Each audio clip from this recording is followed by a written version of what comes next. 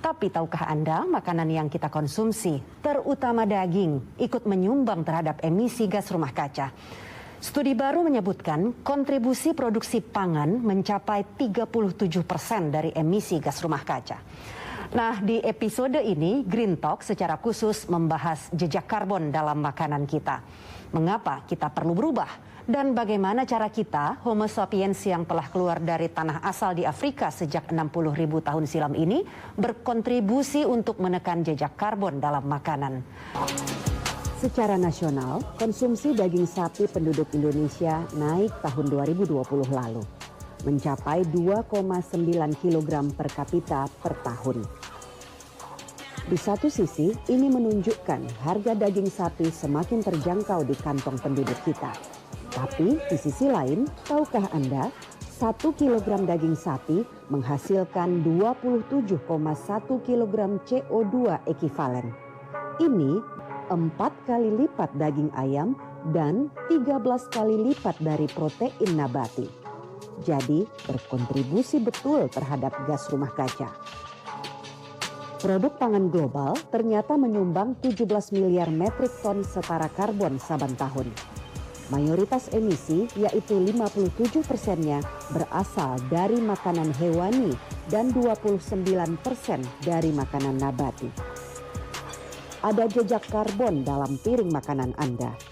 Karena itu, sebagian kecil, sangat kecil bahkan penduduk bumi berikhtiar mengurangi konsumsi daging.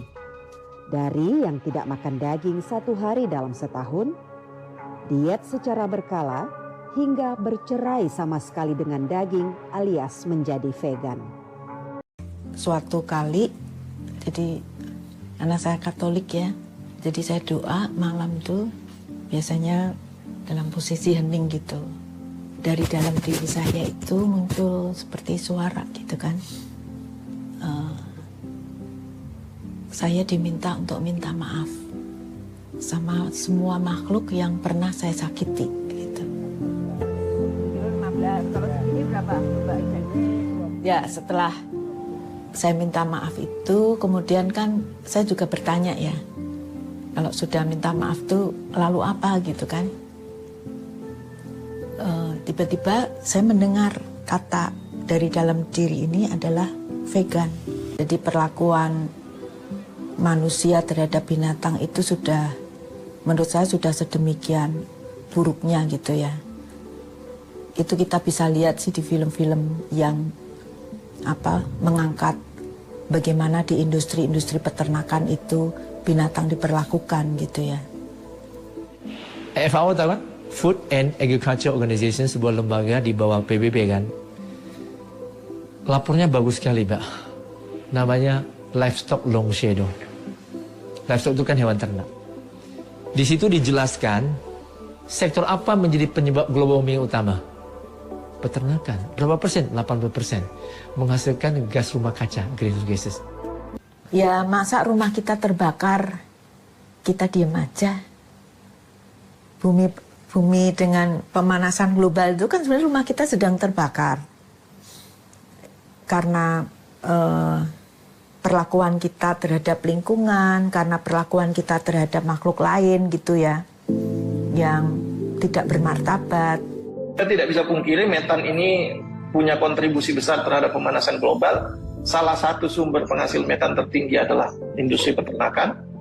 Ya, harapannya kita semua semakin banyak individu-individu yang kembali kepada jati dirinya sebagai makhluk yang paling mulia, yang makhluk yang tertinggi, sehingga menjalani kehidupan yang respect pada semua makhluk, respect kepada alam gitu kan. Fermentasi dari pencernaan ternak menyumbang sebagian besar emisi gas metan yang dihasilkan peternakan. Dilansir dari Litbang Pertanian, gas metana dari kentut sapi merupakan produk yang berbahaya. di mana seekor sapi dapat menghasilkan 200 kg metana per tahun. Meskipun karbon dioksida adalah penyebab utama perubahan iklim, namun gas metana 84 kali lebih kuat merusak atmosfer bumi. Be Veg, Go Green, Save the Planet.